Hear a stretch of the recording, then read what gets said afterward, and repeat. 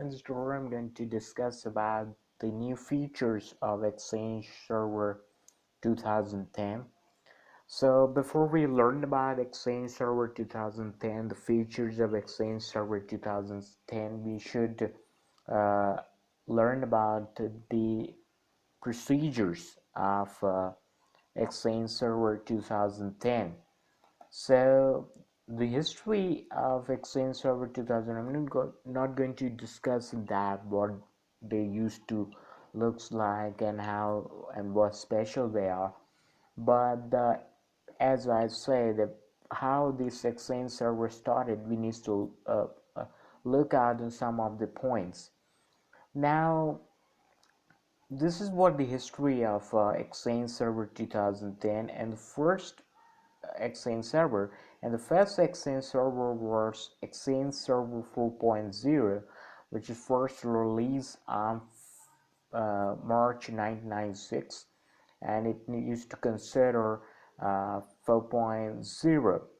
Now, till Exchange Server 1996, and you can see that that Active Directory was not introduced, but Exchange Server was there, and internet was just started. So that was not that success, but it was there for next two years, with 5 service pack being released over the next 2 years. Means for next 2 years 5 service packs were continued for the Exchange Server 4.0. Then Exchange Server 5.0 will bring some roles in there, for example SMTP based network for the first time, and the version 5.0 also introduced web-based email, Outlook Web Access, which is rebranded as Outlook Web Access and later as Service Pack. So internet was just it started evolving in those days, and you can see along the Exchange Server version 5.0, Microsoft released version 8.01 on Microsoft Outlook, version 5.0 of the Microsoft Exchange Client, and version 7.5 of Microsoft Schedule Plus to support the new features of the new version of Exchange Server. Exchange Server 5.0 introduced a number of other new features, including new version of Outlook Web Access, calendar support, IMAP 4, LDAP v3 clients, and the deleted item recovery features. Exchange Server 5.5 was another uh, update of Exchange Server 5.0. There was no new version of Exchange Client Schedule Plus for version 5.5. Instead, version 8.3 of Microsoft Outlook was released, and the new feature Exchange 5.5. So not major changes there, but it was a new rebrand of 5.0 only. So standard edition, that Exchange Server 5.5 have a standard edition and enterprise edition, and that enterprise edition had increased with 16 GB of 16 TB of storage, and although Microsoft have practiced, documentation recommends that the message store not exceed 100 GB. So it was kind of a storage that time was there, 16 TB.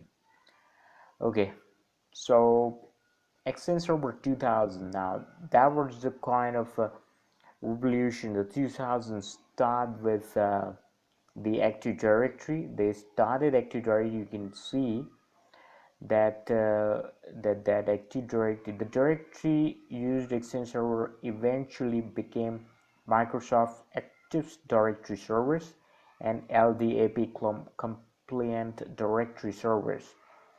Active Directory was integrated into Windows 2000 as the foundation of Windows Server domains. So before that, Exchange Server was used to consider as another Outlook, but once it integrated with Active Directory, then the demand of server to Exchange server increased too.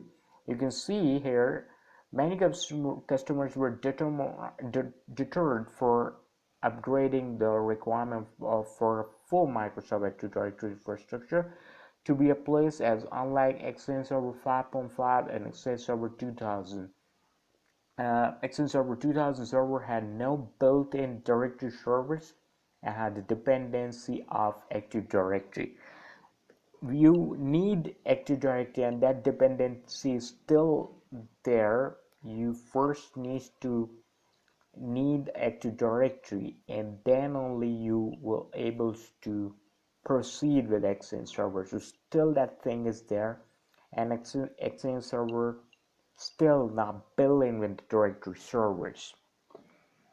The Active Directory, the Exchange Server 2000 server also added support for instant messaging, but that capability was later spun off to Microsoft Office Live Communication Server.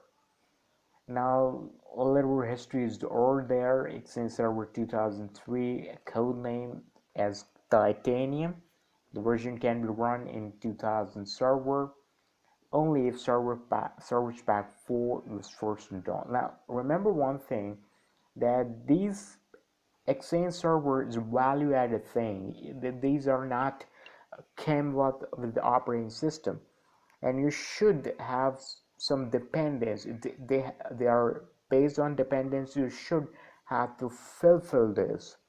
Unless you're not fulfilling those may not work. Like for example 2010's case, let me come with that on that 2010 case. Let me complete this server 2003 Exchange server 2003, and those days were Windows servers. Windows server came in at 32-bit. So there was dependency that Exchange Server 2003 will work on 32-bit Windows Server 2003, although some new features only work with the later. Like Windows Server 2003, Exchange Server 2003 has many compatibility modes to allow users to slowly migrate to the new system. This is useful for large companies with distributed Exchange server environments cannot afford the downtime and expense that comes with complete migration.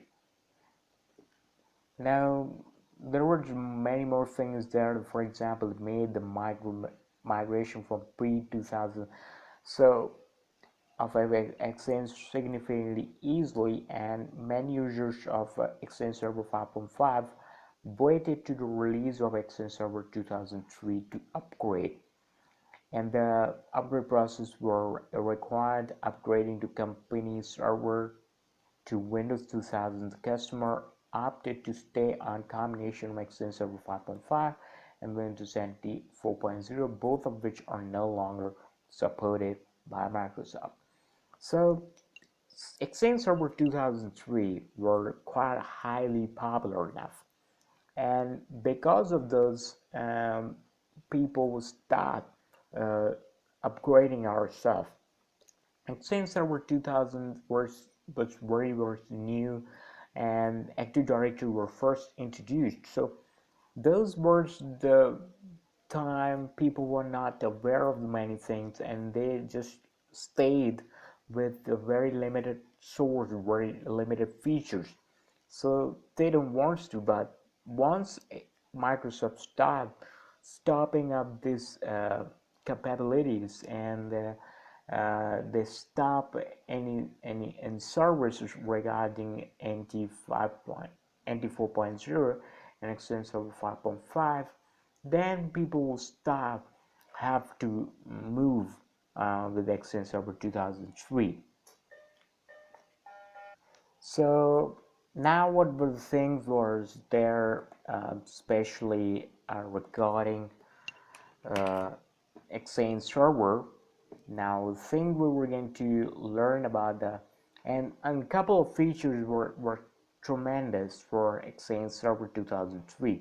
And you can see some features previously available in the Microsoft Mobile Information Server, and 2001 2002 projects have been added to the core Exchange Server project, like Outlook Mobile Access and server-side Access ActiveSync, while the Mobile Information Server project itself has been dropped. So that Mobile Information Server was dropped and was added to the Exchange Server 2003. So that the product was dropped, but the feature were added in Exchange Server to bring Exchange Server 2003 and to add value of Exchange Server 2003. Now, the other thing we really need to understand about it and that what those things were used to work out. Exchange Server Active Sync and Outlook Mobile Access. So there was more and more things we can read about those. But other, for example, if I read this line, others such as instant messaging and Exchange conferencing server have been extracted completely in order to form separate products. Microsoft now appears to be positioning a combination of Microsoft Office Live Communication Server, Live Meeting, and SharePoint, and it's collaboration software of choice. So those are the new things we're bring out more popularity in Exchange Server. Exchange Server is now to be simply email and calendar. Now, we learned about Exchange Server 2010, and that Exchange Server not only can support email system, calendaring system, but you can use it as a REST. Same in Exchange Server 2003, that Exchange Server 2003 bring out that email system and calendaring system to bring a value in Exchange Server 2003. Now you can see Exchange Server 2003 as server-based filtering methods to Exchange Server. They are not sophisticated enough to eliminate spam, but they can protect against DOS. DOS is another hacking tool, and this is the way hackers we used to hack websites, web servers. So that's the thing. That's the different theory, but very interesting. And Exchange Server 2000 supported the ability to block senders, address, or email domain by adding domain.com. After Exchange Server 2000, because that Active Directory was introduced, and Active Directory become one of the dependency of Exchange Server 2000, means for installing Exchange Server 2000 you have to have Active Directory installed in your server.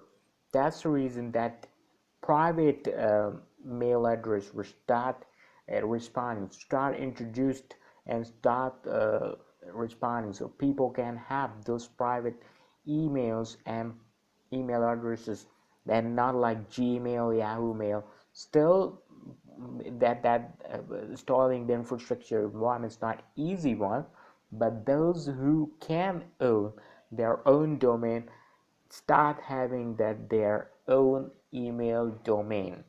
And that's the reason from then 2000 to now we are seeing the private email addresses in a great speed and with great expansion. And new features were Exchange Server 2003. Those are connection filtering and recipient filtering, sender ID filtering, intelligent message filtering. So now the spam thing that was quite because Exchange Server 2000 and those days internet was just started evaluating, but after server 2003, that more and more people start connecting with the internet, and that spam things was started introduced. You keep on sending an they keep on sending messages and all that. When we install Outlook Express in Windows XP, you remember one thing, that there in Outlook Express there was no option of spam. Everything was on inbox. After Windows Mail came in Windows Vista, that spam thing was introduced. So those was the development of Exchange Server 2000 time. Windows Server 2000, Exchange Server 2000, even Windows XP.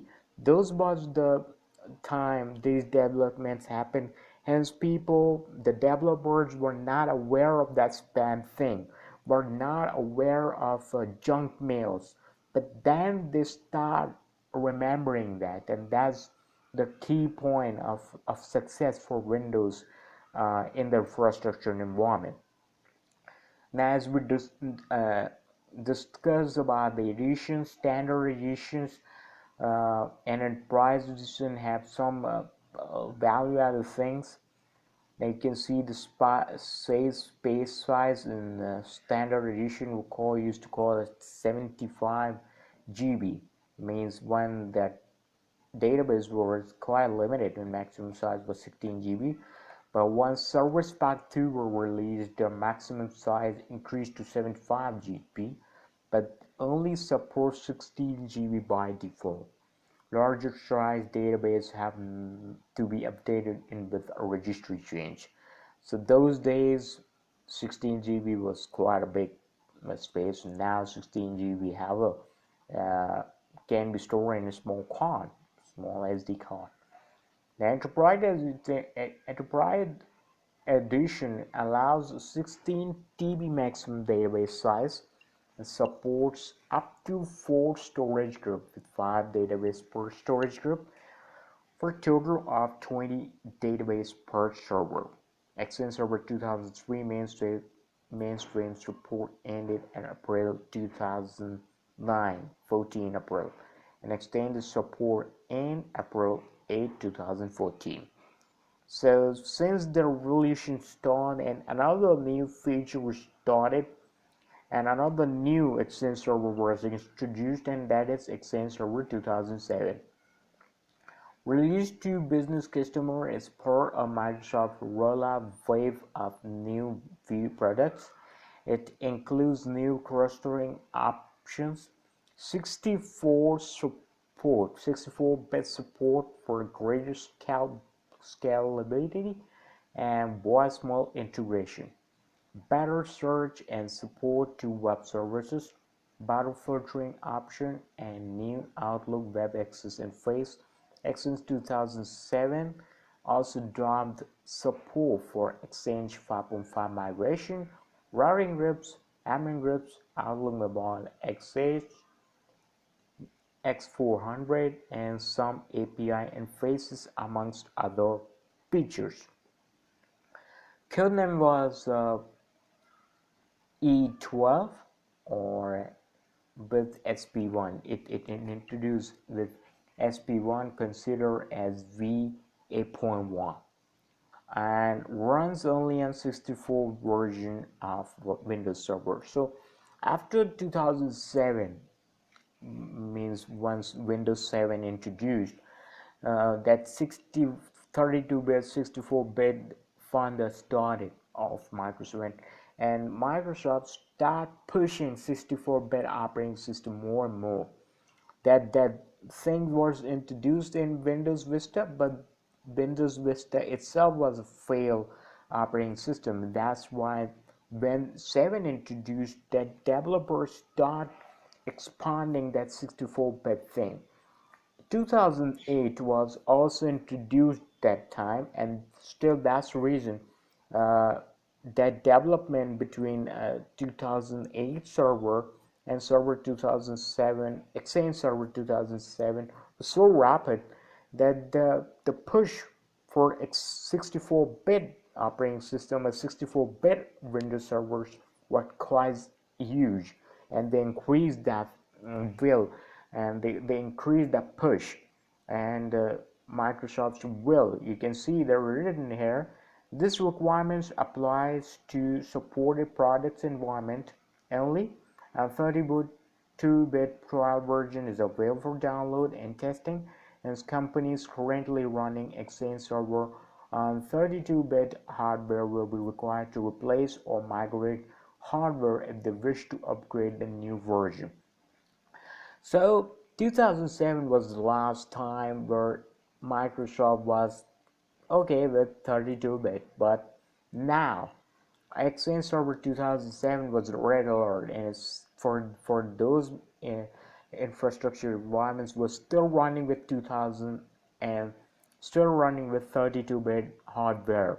So for those it was quite was hectic for them to have to migrate, but that 64-bit thing was good enough for Microsoft only because they able to give more and more scalability and that clustering options. 64-bit was quite a great feature for Microsoft. You can see companies that are currently running Exchange Server on 64-bit capable hardware are still required to migrate from their existing Exchange 2000-2003 servers to new 2007 servers, since in place upgrades are not supported in 2007. So those were the thing they have to be go with 2007 since not supported, uh, and that's why you should have to upgrade that 64-bit thing. Then on April 2006, Microsoft announced the next version of Exchange Server would be called as Exchange Server 2007. Now the features were required protection. Now that antivirus things were bring out the value addition on Exchange Server 2007, and that was quite because you need not to purchase any other operating system, any other antivirus to secure Exchange Server. You just need the existing pack which was available for free in with Exchange Server 2007. So improve information worker access, improve IT experience since 64-bit performance and scalability, command line shell and simplified GUI was there. Shell, PowerShell, introduction of PowerShell was the great um, um, option for Exchange Server 2007. Improved deployment, role separation, simplified routing, Exchange Management Shell, that was PowerShell, and with command line shell and scripting language system administrator, Shell usually can perform every task that can be performed in the Exchange Server graphical user interface plus additional tasks, and can program often used complex tasks into script that can be saved, shared, and reused. So we will learn about the how PowerShell will be better than GUI. Sometimes what happens that uh, since command line thing was very limited, but they knows what is important for their server, how we can install those things without asking any dependency. In GUI, if one role won't install, then the entire process will cancel.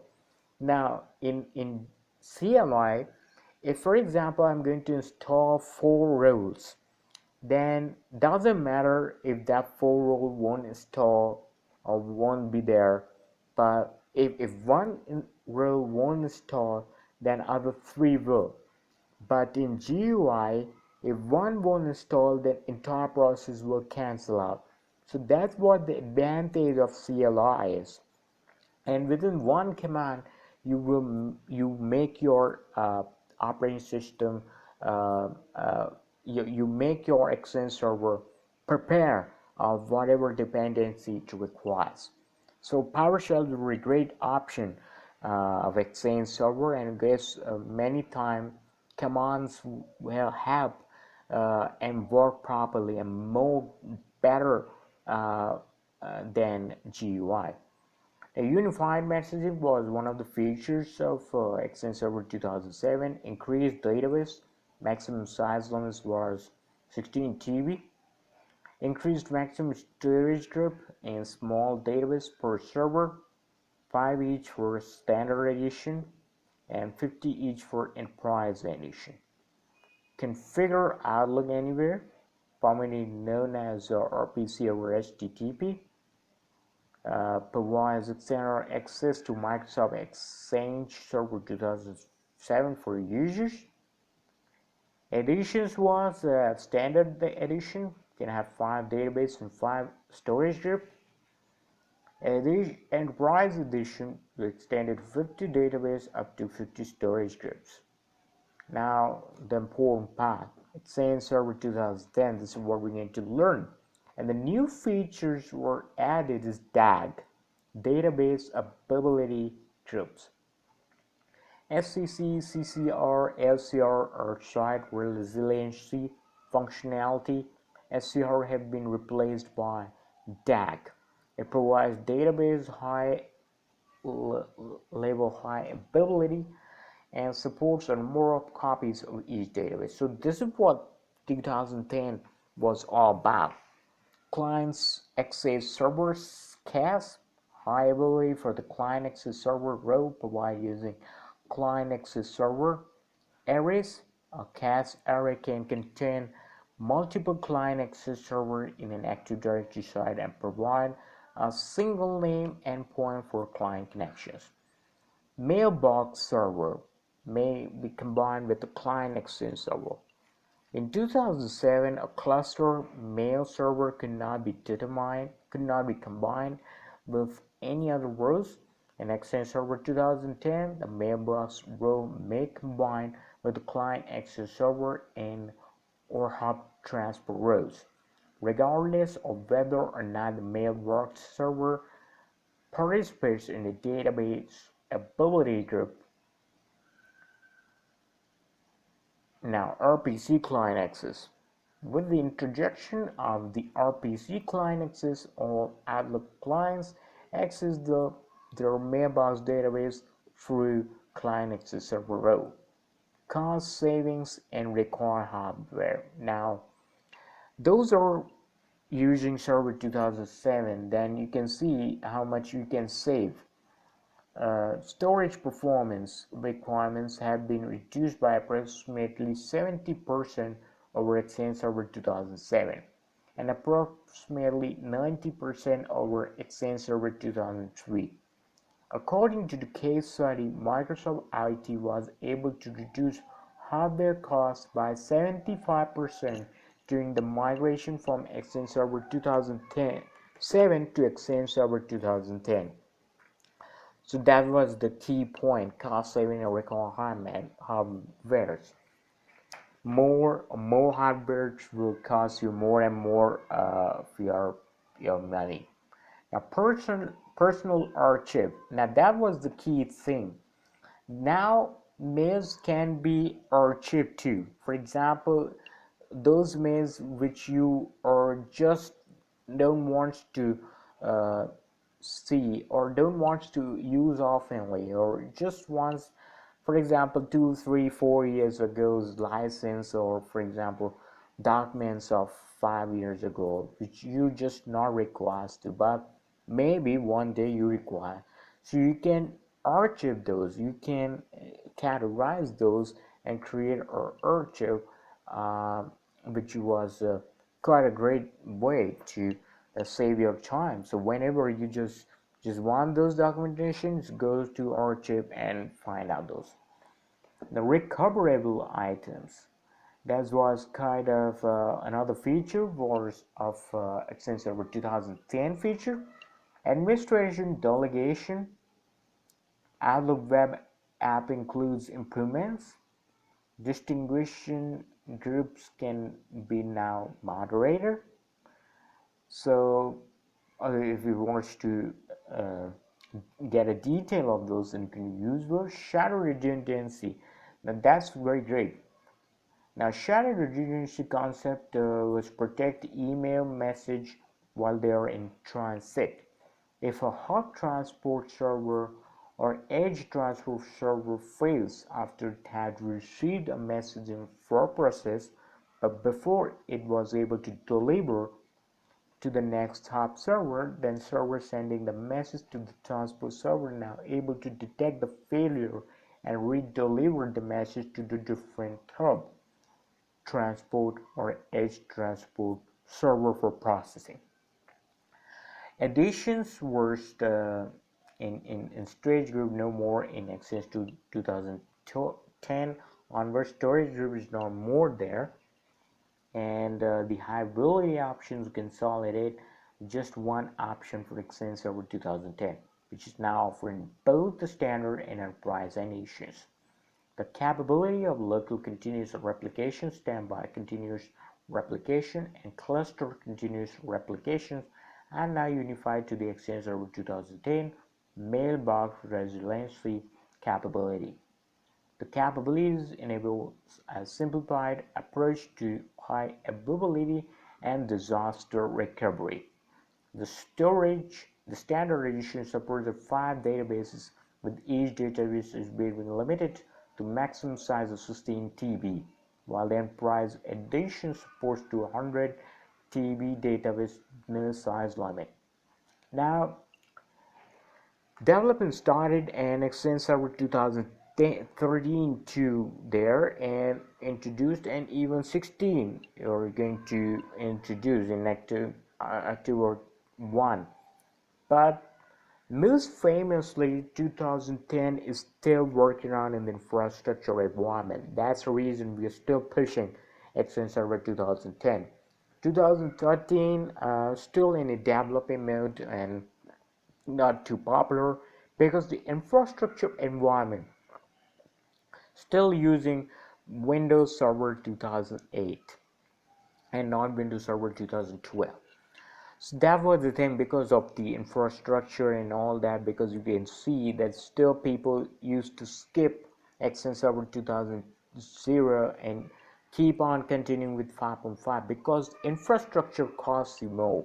And since 64-bit was still is not that Microsoft preferring 64-bit doesn't mean that companies will start installing 64-bit hardware. Doesn't matter, the cost is more and more, the cost is important than what infrastructure we have to think. Now, the thing we're going to new in Exchange Server 2010 is flexible and reliable. These are the three functionalities or three key points: flexible and reliable, anywhere access, protection, and compliance. So flexible and reliable, high availability functionality, Exchange storage and mailbox database functionality, permission functionality, transport and routing functionality, Exchange Server 2010 deployment assistant, administration functionality in the Exchange Management Console, administration functionality in the Exchange Management Shell, Exchange Control Panel, mailbox and recipient functionality, Exchange Web Services Manage API 104, 1.0, client throttling functionality to manage system performance. Now these are the key points, and you can learn about more and more with that. These are the documentation of Exchange Server 2010. Now we will learn about those key points and those things which we need to learn. Whereas those are quite a big documentations. That's the reason we are not moving everything, and we're not looking on each and every point. Now, anywhere access, that's the thing. Over the top, people will stop moving to mobile devices, your tab devices, laptops, or also the top thing. So, for example, your server is situated in Calcutta and you are driving in Mumbai, stuck in the traffic, and you can access anything from Kolkata server to Mumbai. So These are the key points of Anywhere Exchange. Uh, Enhancements of Exchange 2010 helps users get more done by helping them to access all of their communications: email, voicemail, instant messaging. Now, these are the 3 points of Anywhere extension. From virtually any platform, web browser, any device, through industry standard protocols, managing the flow of information into and out of the individual inbox daily can create overload and affect the productivity and profitability. In response to this challenge, Exchange Server 2010 as new productivity features can help users more easily organize and effectively prioritize their communications. Now, key points were and key features were unified messaging features, Outlook web app features, Exchange Active Sync features, text messaging features, POP3 IMAP4 cross-site connectivity support. So these are the key points, because Outlook is also involved. So these things were key concept of Exchange Server 2010. Now, protection and compliance. Exchange 2010 delivers new integrated email, archiving, and retention functionality, including granular multi-mailbox search and immediate legal hold. Exchange 2010 also helps you to better protect your company's communications and email through centrally managed information control capabilities. This includes the ability to more effectively intercept, moderate, encrypt, and block email messages. Together, this functionality provides you with more flexible range of protection and control options whether you want to automatically enforce control or empower users to implement their own data protection. Now, the key features were now is messaging policy and compliance features, IRM protected email functionality with Active Directory rights management services.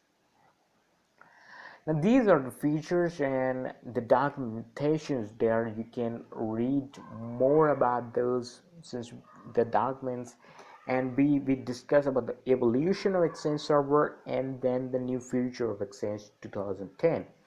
So this is quite a big topic to raise on, and what exactly those Exchange features were used to there and what it used to be in the 2010 is the different topic to debate. Now, whatever it used to be and whatever is now, but 2010 is itself running the 3 major key concepts, and every Exchange server and every product have the key concept for the developers. Those 3 4 points make the developers to develop some product like Exchange server or operating system. What they used to even what they want, what their user want, and what they want with the product, what they think about the product, what users feedback was there for the product, and those combinations make sure the aim, that 2 3 points which is raised and then developers start working, and this was the thing, these things requires, and these were the main functionality of this and uh, features which we're going to introduce. So these are the main points of Exchange Server 2010, the features, and we also learn about the evolution.